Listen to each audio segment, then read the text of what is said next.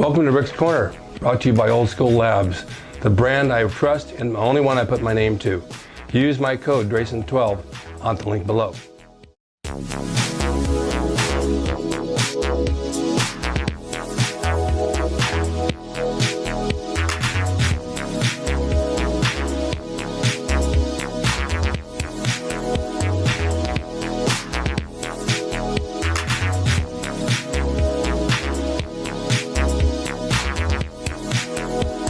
Welcome to Rick's Corner. The man, the myth, the legend. Now on with the show. Welcome to Rick's Corner. I started to record this earlier in my studio, and when I got here I found out that my card didn't record what I wanted to say. So now I'm going to do it again in my office. I wanted to talk about the weightlifting pen in Venice and how it originated and what it is today. The pen is at the beach. They call it the pen or the pit, one or the other. That's fully equipped to work out and get a good workout if you want to train outside.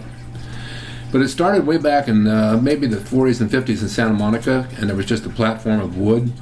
And Steve Reeves and some of the old-time bodybuilders used to work out down there. They had their weights and they had the benches and they had posing, and then they had a weightlifting contest and the powerlifting, and they all had gymnastics. It was on the beach for many, many years. It used to attract large crowds from all over the city to come down on the weekend and watch these guys strut around and flex, because it was so out of the ordinary for most people to see this. It was just, you were a freak of nature if you did this kind of thing. It went on for many years, and then one day the city decided to take it off the beach. They said it wasn't a good environment for the young people to see these guys, and they were a little bit crazy, some of them, which we all are. And so they moved it up behind the Surf Rider Motel into a parking structure, and that's where the Muscle Beach Gym went for quite a while. Then you had downtown, you had the Dungeon. It was off of Wilshire and around 5th, I believe, downstairs. Brick walls, water leaking from the pipes on the side, and it's just a real dungeon. That's where Draper and some of the guys trained. But it was conducive to training because that's all you could do in there was train. It's like a prison cell. Then they moved the gym over to, Muscle Beach Gym over to, I think it was Broadway and around 5th or 6th, and right near an alley, and they had all the equipment there. But next door to that was an all-you-could-eat restaurant, you know, like chicken and all that stuff for like $3.95. Fill yourself up and go. Of course, they closed that restaurant down after a while when the bodybuilders started taking all the food and filling their gym bags with it and taking it home to eat it. They lost money.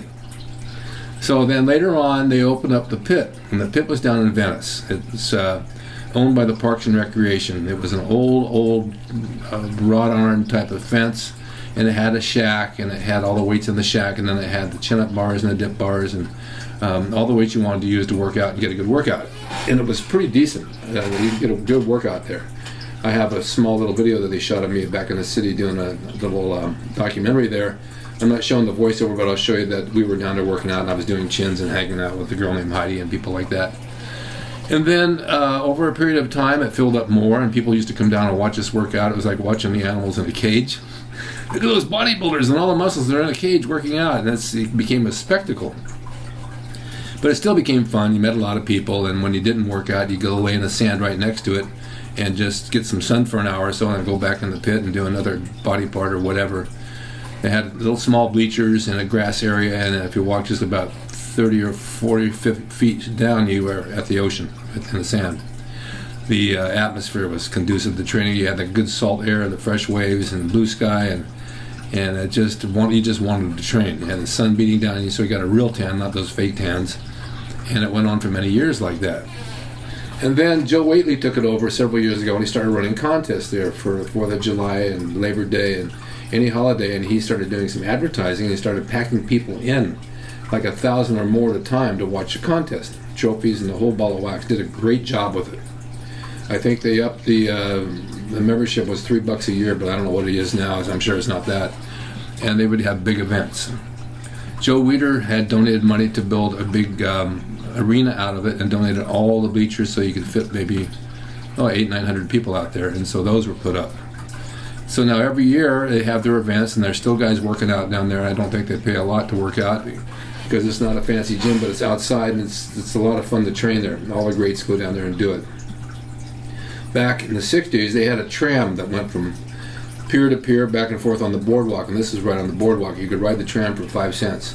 It'd take you all the way down to Santa Monica Pier, which is now Muscle Beach, or was Muscle Beach and still is again, the real Muscle Beach, although it's just rings and bars and gymnastics, and then on the pier is a merry-go-round and a roller coaster and all the rides and fishing you can do. It's still there.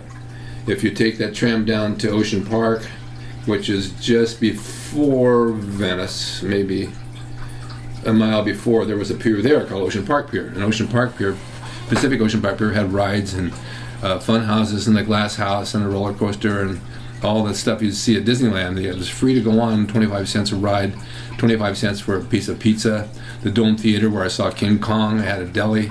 It was just a great place to hang out. If you want to go on the weekend for free and walk around and just see things, it was wonderful. So that had burned down over the years, and then Dave Draper went down there and took some of the wood that was holding the thing up and took it home and started building furniture out of it, built some beautiful pieces of furniture, and then they finally got rid of the whole pier. If you want a little beyond that in Venice, they had the Venice Pier, which is just basically a fishing pier. There's nothing much on that Venice Pier at all. But this is what the beach was like, and I didn't wake up and open my eyes to it for the first few years I went down. I thought it was just Santa Monica. Then I realized there's a whole other thing going down a mile away.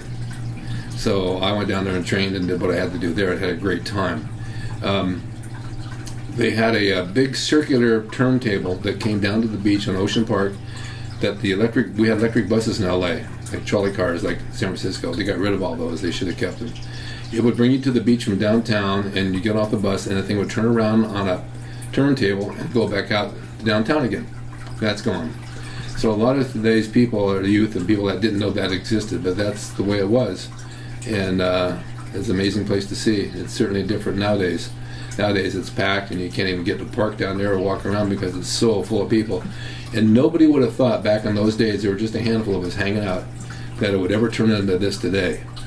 And it's really become something amazing. But on the other hand, it's become very filthy and dirty. There's a lot of crime, there's a lot of gangs, there's a lot of drugs. It's not a place that I want to hang out anymore. It had its moment, and the moment's gone. Who knows, maybe it'll clean up one day. But I just wanted to share that point of history with you because it's something to be documented in time, and it was a wonderful time as it passed through our lives. I hope you guys are all safe, and soon we'll be out back in the gyms doing what we want to do and being happy, and I can't wait for that day.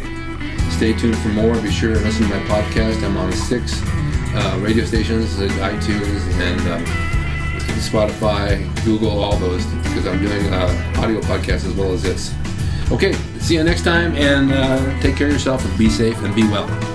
Bye-bye. Hope you enjoyed the video brought to you by Old School Labs. Use my discount code DRASIN12 on the link below at oldschoollabs.com. Hey everyone, now you can have the Gold's Gym logo drawn by me, the artist Rick Drasin, personalized and made out to you and signed by me to frame and put on your gym wall or wherever you see fit to do so. It's a piece of bodybuilding history. It will never be duplicated again. It's the largest selling icon t-shirt logo in the world, and I'm the guy that drew it, and I will draw it for you. Just go to my website, rickdrasin.com, and order there. You can pay through PayPal, and it'll be sent out right away. And be sure to watch Rick's Corner for all the videos on bodybuilding, nutrition, fitness, pro wrestling, and anything that suits your interests as far as getting physically fit and being the best you can be from the golden era of bodybuilding.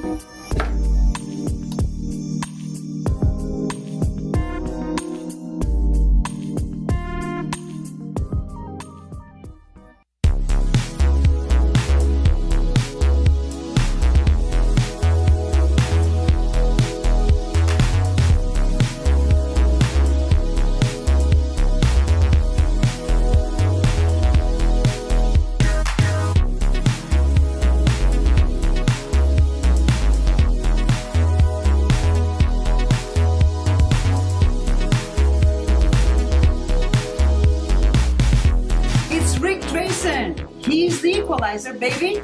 See you next time.